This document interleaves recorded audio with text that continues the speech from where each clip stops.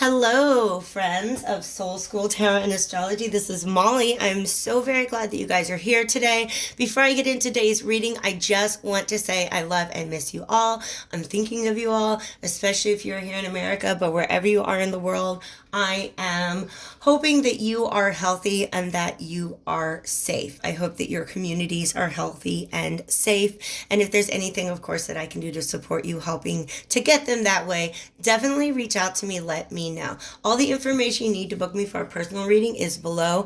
I am also currently booking astrology readings. We can do transit astrology. We can do predictive astrology. A lot of fun stuff going on. But let's talk about eclipse season. Y'all want to do that? Okay. Eclipse season begins this Friday, June 5th. All right. We're kicking it off. This is summer eclipse season.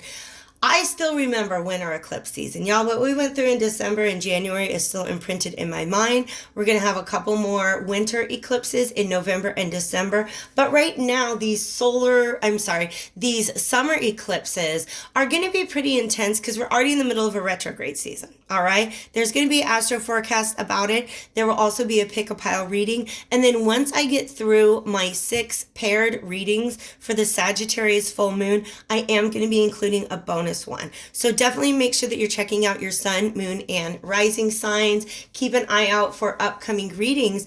And definitely you can hit the notification button when you subscribe. There's a little bell. If you want to hit that, you will be notified when those readings come out. All right. So we're starting off with the period from June 5th to the 20th and a lunar eclipse, a full moon in Sagittarius. All right, that's where we are beginning this eclipse season. So I'm going to begin my readings with Sagittarius, and I went ahead and drew another sign. We're going to be reading with Aquarius. So this is for my Sag Aquarius. I hope you guys don't mind if I call you that just for this reading. My Sag Aquarius, sun, moon, and rising signs. It is a general and collective reading. So if this doesn't resonate, check out your sun, moon, and rising. If you don't know how to find that, you guys, I'm actually going to hook you up with a little link below that's going to get a quick, free, and easy astrology chart for you. If you do not know the time of your birth, rising sign is going to be difficult to determine. Okay, so just heads up, everything you need is in the description below. I'd like to go ahead and begin. Sagittarius is ruled by Jupiter, currently retrograde, but still the planet of expansion and opportunity. So the question I'm asking the Tarot of Alchemical Visions today is going to be, what opportunity is likely to present itself this go round with my Sagittarius and Aquarius collective? What is the best way to navigate that is we are going to ask from the Bianco Nero Tarot, and then finally we are going to end up with advice and self-care from the Vintage Wisdom Oracle. So once again, you guys, thank you so much for being here. I'm calling upon divine spirits of love and light, archangels, ancestors, allies, and guides. Thank you so much for your guidance and protection on a daily basis for both myself and our collective. Thank you for the ability to deliver these clear and concise messages in the highest good of my collective. And today we're targeting a message for the Sagittarius full moon period for my Sagittarius and Aquarius collectives. All right. You guys know it's a great big deck. It's going to take a couple shuffles. Feel free to fast forward if you feel like that's something you can do. You can also take this time to comment, like, or subscribe to my readings. Thank you so much. Okay, for some reason they want me to talk. This is a message that I had. I feel like last time Jupiter, I don't know, there's a reading I did last fall, and I'm just getting a very similar vibe where I feel like what Jupiter and Sagittarius were trying to bring us an opportunity to do was actually close some things out from the past. Maybe like just close some doors. I don't know. They're showing me the hallway. All right, you guys. So here's the way that I feel. Let me describe to you just what the hallway is. All right. It's you moving through, it's your path through life. And there are so many doors. All right. Certain doors cannot remain open. They cannot open as long as other doors remain open, if that makes sense. Okay. So let's say you're looking at something, some sort of goal that you want to accomplish. There's certain things that you're engaged in right now that are not going to be compatible with that goal. Okay, so in order to get that door to open, you've got to close another one. All right, you cannot have all the doors open in your hallway. It's chaos. It's not going to work that way. All right, I'm going to flip this, shuffle 2 more times, and then we're going to cut to find the message. I want to find the message on them. Okay, we'll split it. All right. Sorry, I'm talking to my deck about where the message is going to be. Let's do this. All right, the message is here. And the message is here. They wanted me to know. This is, oh my God, you guys. Is this a love reading? I think it might be. All right. The opportunity that you guys are being given, and I'm going to go ahead and take that back. This may not be about an actual couple or connection, but it has something to do with your thoughts and ideas. And you guys, Venus is retrograde right now in Gemini. Venus is all about values. Jupiter is retrograde right now. Where is he at? Capricorn.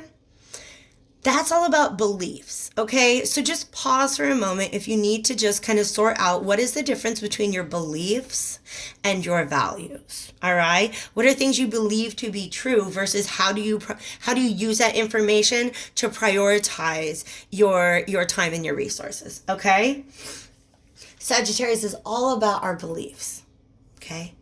The 8 of Swords is an energy where our beliefs are literally keeping us from acting. I do not like this image. I do not like this image. I don't. It feels torturous. And I think that's exactly what they want me. If you look, there's maybe some sort of, I think what they're trying to do in this picture is some sort of magic trick, right? But the image that they're giving me is actually, it's about being stuck in the torture of your own mind. Because that's what the 8 of Swords is. All 8 swords, they block you in. And usually there's a ring of swords. But you guys, we have a 5 and a 3. And you know they want me to do some tarot math right here. The 3 of Swords is about heartbreak. The 5 of Swords is about self-sabotage. Y'all, this right here. Oh, first of all, hello, coronavirus. How did you get into this image? Literally. What are you doing there? Go away. That's a distraction. And Mars is there. What am I trying to... They want to get me a message. You guys, sorry about that. They want to get me a message. That's kind of wicked. All right. So the message that they're giving me about the way that the virus is associated with the 8 of Swords, you guys know how viruses replicate. They don't show up with their own materials. They just have this blueprint. Okay. So they're going to sneak up on your RNA and be like, hey, can you make this for us? Will you just make another copy of me? Will you just go ahead and make infinite numbers of copies of me? I'm going to use up all the resources that you have here in your body. And basically, once that virus gets into your body, it can only replicate. And it grows and it grows and it grows and it grows. All right. That's the same as self-limiting beliefs. Self-destructive beliefs. Once you get one of those into your head, it just grows and grows and grows. It proliferates, okay? It spreads much like a virus would. So how have we kept from spreading that virus? We just try to isolate.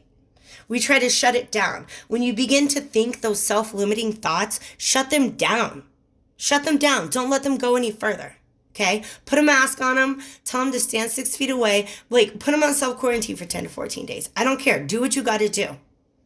But just the way that communities have acted to try to eliminate this virus, y'all need to work to eliminate whatever self-limiting thoughts have been going on inside of you, specifically when it comes to love and relationships. But you guys, I'm saying that, and this card came out upside down, so it makes me feel like you're already doing that, okay? The last message I want to pull from this before I move on, these are wombs. They're just showing me 2 little sacral chakras.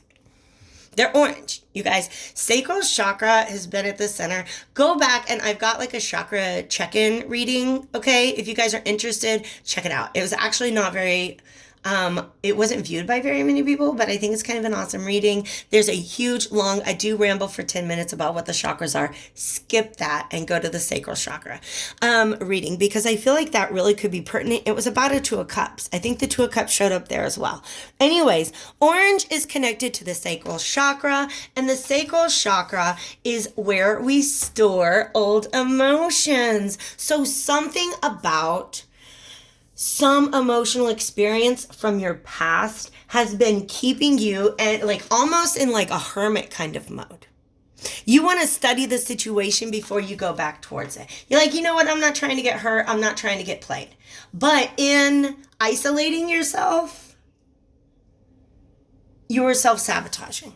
All right? That's just the message that is coming through with that right there. And by the way, you guys, these cards are packed with so much imagery that are meant to trigger your subconscious. So go ahead and take that in. Go ahead and take that in. I think this is a great message, but I think it's for you and not me. All right? That volcano. I'm going to put down my iced coffee and continue. This Two of Cups, though, to me, you guys, like I said before at the beginning, it's not so much about one particular relationship connection. It's about your ideas when it comes to relationships and connections. And the way that I know this is they're not having me focus on this at all. They're having me focus on this domed room that this couple is sitting in. Okay, so in other words, it's about your entire framework, all of the ideas that you have built up around yourself. You guys, I'm making all of the arm gestures right now just because that's how I channel. And I keep hitting my camera mount, so I apologize to you. Oh, I'm so sorry. All right, so I'm going to put that upside down again because all the swords are falling out. You guys, let's stop and congratulate you.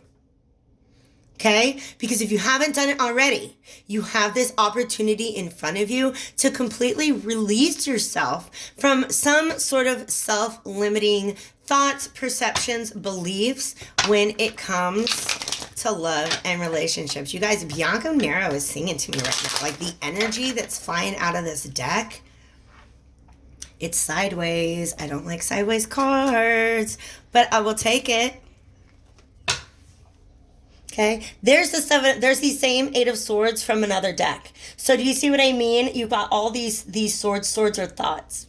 And they are keeping her from going anywhere. See how she's all tied up? But also she's blindfolded. She's not really aware of the fact that she has everything she needs. She could set herself free. She could, but she doesn't know it. All right? You guys have an opportunity to set that free. All right? This is very interesting. I want to get some more cards. Give me more cards, please. Divine Spirits of Lonely. Help me understand what this Three of Pentacles wants to talk to us about. Dang. Okay. Do you see he slipped out? Well, hello. Hello, Wheel of Fortune. I like you. Wheel of Fortune, by the way, you guys, is Jupiter. Wheel of Fortune is Jupiter. I also saw, what did I see? The star, which is Aquarius, you guys. This, whatever opportunity is coming, like I said, it's an opportunity to close a door because there's a new door that Aquarius cannot yet open until that old door has been closed. They're showing me, you guys. All right, it's going to take some time. This is about, it might also, you guys, it might be about slowing down when it comes to relationships. Can we talk about that? All right. I know that's a pep talk. I got to give myself because my whole thing is like, oh, it's love. Love just happens. You can't help when you fall in love. But you know what? That's not a pattern that's necessarily worked out for me in the past. Okay. This Three of Pentacles is about building things. Okay. Laying down a foundation. Sagittarius is very passionate. Okay. Some people say they do not, like, honestly, a Venus and Sag can be a hard pairing if you're somebody, like, I have a Cancer Venus, right? Which means that I really want security in my relationships. Whereas, like, let's say if you have a Venus in Sagittarius, you're really going to want freedom in your relationships, okay? So a lot of people associate Sagittarius with singledom, just with being single people. But the truth is, the kind of love that a Sagittarius is capable of is freaking tremendous. Only the best.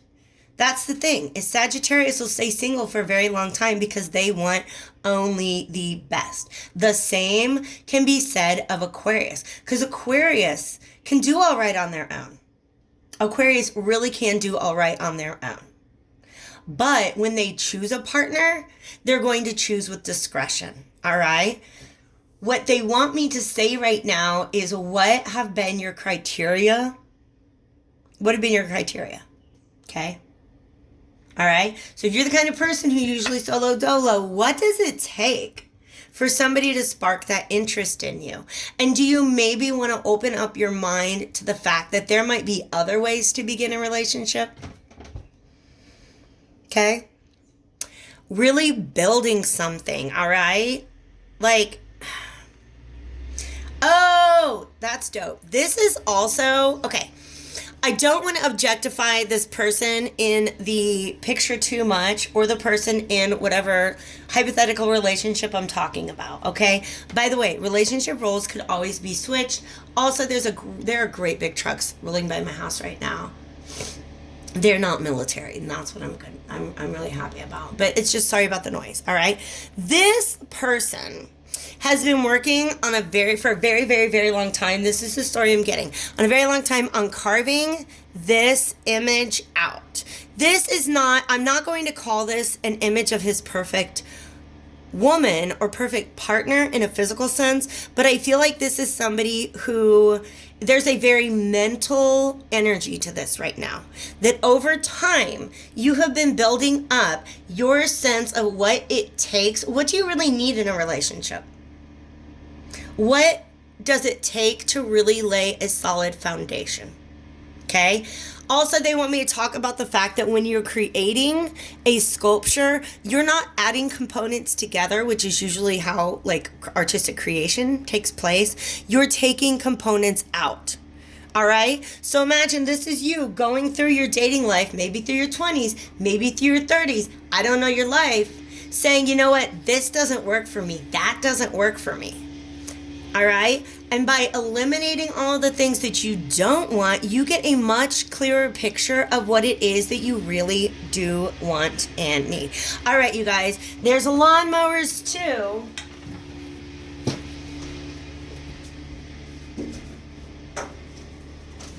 So I have to shut that window. If you guys watch Sand Tarot, you know about her ongoing battle with the lawn mowing neighbors. Unfortunately, it's just every now and then with me. So, you guys, this is what's been going on. This is literally what's been going on for some time. Okay? This is a very slow process. You building the foundation of understanding what you truly want and need when it comes to relationships. Because when we're young, look at the dumb things we get attracted to. It is Venus retrograde. So think about some of your exes and be like, where were my priorities at back then? You know better than anybody did. Right? So what these cards are trying to say right now is now that like all this time has passed, isn't it ready to move forward towards this vision? Have we not chipped away enough of I don't want this and I don't want that and this doesn't work for me and neither does that? Have we not chipped enough of that away to just be able to move forward and stand in that truth? Not even stand in that truth, you guys. I'm getting passionate because that's the energy that's coming through. This Queen of Swords right here, look what she's doing. She's got that hand out. Okay, Molly, let's stop and remember, not everybody knows all the stupid things you know. It's not stupid. But have you ever done a study of the hand gestures being used in medieval portraiture or medieval paintings? Yes, that is a fact. Just the way you see the Hierophant holding up his hand in a traditional Hierophant tarot card, right? He's doing the benediction. These different hand gestures have different meanings. This hand gesture that she's making right now, she's speaking truth into existence. Do you understand that? Yeah. She's speaking. Look at, oh my God, you guys. Let's go back. Can we find that? Let's find that. I want to show you the picture.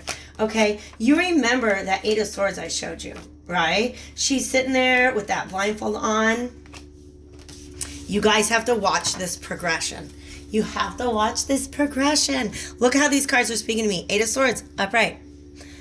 I mean, reversed, came out right here. Because this is the old you. Standing there blocked in all of your thoughts. Thinking that X, Y, and Z is what you really need in a relationship when you're realizing it's A, B, and C. Okay? Look at this. Because you know what she did? She took the reins. This is justice, by the way. But look how she picked up one of those swords. This is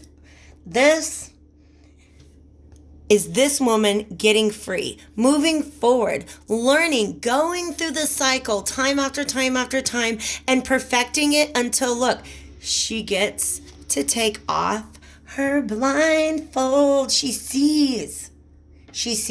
By the way, that Queen of Swords doesn't have to be a female in real life. You may be a male, you may be a female, you may be a non-binary person, okay? But y'all see the progression, right? I showed it to you. That's what's happening to you. And it all has to do with what you want and need, what truly makes you happy when it comes to love. Some of y'all are just going to stop communicating with or entertaining certain people. You're just going to stop repeating certain patterns. For some of you, you might be in the middle of something right now or getting ready to kick off a new connection. And you're saying to yourself, whoa.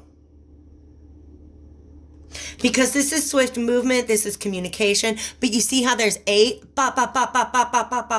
there's 8, over and over and over and over and over again. Have you been doing the same thing over and over and over and over and over again? Because the truth that she's trying to speak into the world is stop. Slow down. Let's really look at what we can build rather than what we can fly right into. That's the energy. You guys, I love it. Let me go ahead and go to the Vintage Wisdom Oracle. This right here is advice and self-care. Because, you know, whenever we go through a process, whenever we go through a transition, even an amazing opportunity like this to leave, look at that perception coming out. And masks, that's not our card, but it's a card that's talking to us. Okay? Even when it comes to an amazing opportunity to shift our perception, you got to self-care through that. You got to love yourself through that. By the way, you guys, if you did not catch my Gemini New Moon readings, I did those live on Facebook, and I timestamped them. And every single one of those messages is about a shift in perception. So definitely go back and check that out because we're still under that new moon energy until we get to our next new moon in Cancer. Thank you so much, Divine Spirits of Love and Light. Let's wrap up this beautiful Sagittarius reading with just, you know, some advice and self-care. Gentleness, you know, and transition. That's all. That's what they want to say. Oh, and this too. And I'm going to tell you about what that is right there. All right. Oh, snap. Okay. We got 2 figures in this image that says compassion. And guess what? They're both you. Yeah, Gemini New Moon, my biggest advice to everybody, learn how to have conversations with yourself. Learn how to step outside of yourself. Aquarius, you're already really good at that, okay? This is the you that is just mad at all the time you wasted on the old cycle. This is the you that is maybe tempted to judge yourself for the way that you acted in the past. There might be a little shame, guilt, time lost, all those things going on, right? This up here is your higher self saying, oh, sweetie pie, it's okay. It's okay, baby. It's okay. We're going to get up and we're going to go in a different direction now, okay? Because this is gentleness. Gentleness. This is your higher self looking down upon that old self, right? Looking at like that's, oh. And you want, there's this part of you that just wants to cry. Oh my God, I can't believe I went through that cycle over and over and over and over again. But guess what? That's not you anymore. That's not you anymore. This is you. Okay? Understand. Because this is you going through this transition. Okay? So do you guys see what I mean? This is this, but also there's a shift. It's almost like you're evolving. You're moving out of this feeling sorry for yourself mode into this higher self, into this higher perspective, really being able to see things different. But it is a period of transition and you need to treat yourself with gentleness, okay? I love you so much, you guys. Thank you so much for being here. If this reading resonated with you, hit that like button before you go. Leave some comments. There's a link for donations. Just be a part of the school, you guys. Communicate with me. Let me know you're here. I am letting you know how very, very glad I am that you are. Take care, you guys.